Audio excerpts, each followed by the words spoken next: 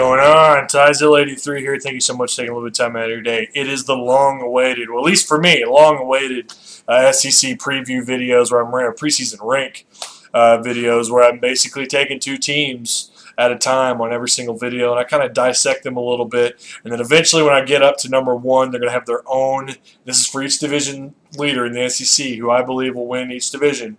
From the SEC East to the SEC West, they'll have their own dedicated video where I dissect them a little bit further. So let's start off with number 14, a team I feel like is 14th overall in preseason rankings. I'm not the only one.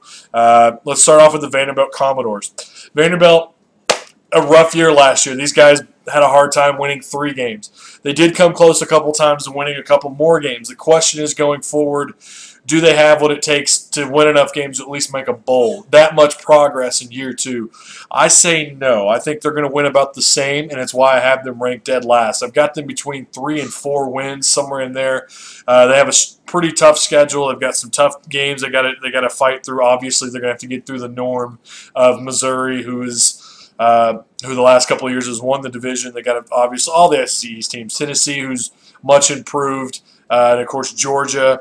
And so it's not the easiest schedule, and all things considered. You've got to remember, last season they had a few players kicked off the team for rape allegations, on-campus rape allegation that kicked off 2 potential starters. Actually, I think 3 potential starters. I think 4 players overall were kicked off the team.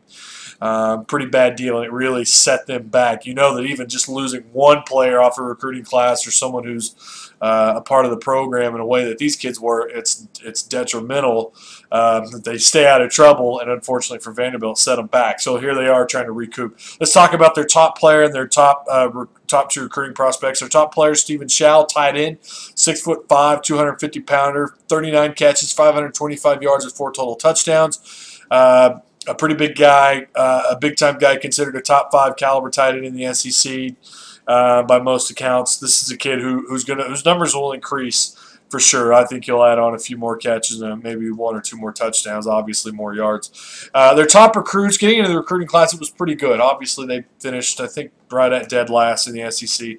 But not a bad class, though, if you ask me. They brought in a 4-star linebacker, Josh Smith, 6'3", 230 pounds, U.S. Army All-American. This kid's big time. Picked Vanderbilt over Tennessee. And we know Tennessee's doing fine without this kid, but that would have been an awesome addition to their defense. And he's a Vanderbilt Commodore. Someone I wouldn't be surprised to see play. I don't know about start, but definitely be in rotation at some point. And then, of course, they brought in Donovan Sheffield, a 4-star defensive back, 6 foot, 175 pounds. And, of course, they also brought in a 4-star quarterback, Kyle Shermer, 6'4", 215 pounds. Offense, they averaged right at 17 points a game in scoring offense.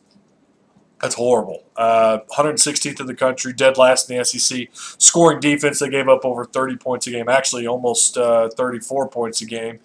And again, that's dead last in the SEC, 105th overall. Total offense, it had them ranked last season at the end of the year, 122 overall, and their defense ranked right around 70th. Obviously, some much-needed improvement. Skipping over to Kentucky. They're the team I have at number 13.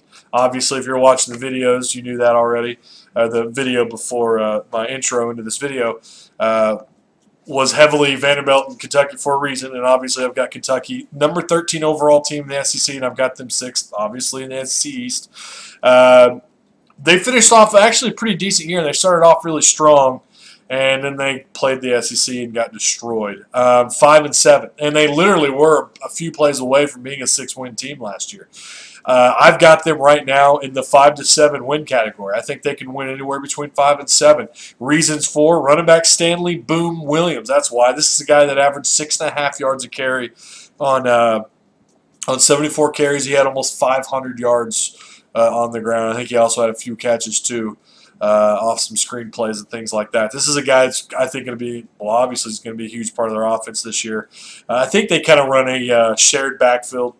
They have a change of pace back, and they like to do the running back by committee approach towards running the football. But this is a guy who's going to get the ball more. I mean, why not? 6.5 yards a carry. Good grief. They also brought in C.J. Conrad, 6'5" tight end. He was a 4-star, 245 pounds. And Eli Brown, outside linebacker, 4-star, 6'2", 195 pounds. Scoring offense, they were 9th in the SEC, 29 points per game, which isn't bad, all things considered, at Kentucky. Not a bad passing offense. Finished 6th in year 1. Granted, it's in the SEC East, I understand, but it's still pretty impressive. Their total defense, their scoring defense, they gave up. That's the biggest problem. They gave up over 30 points a game. Something they're going to have to work on, and I think that they will.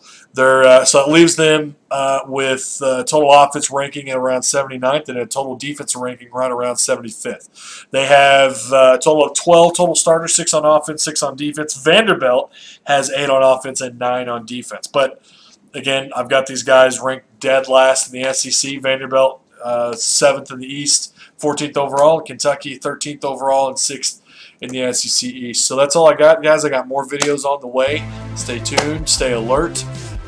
Be kind to one another. Until next time, thanks a lot. Please read comments down below. Post comments down below.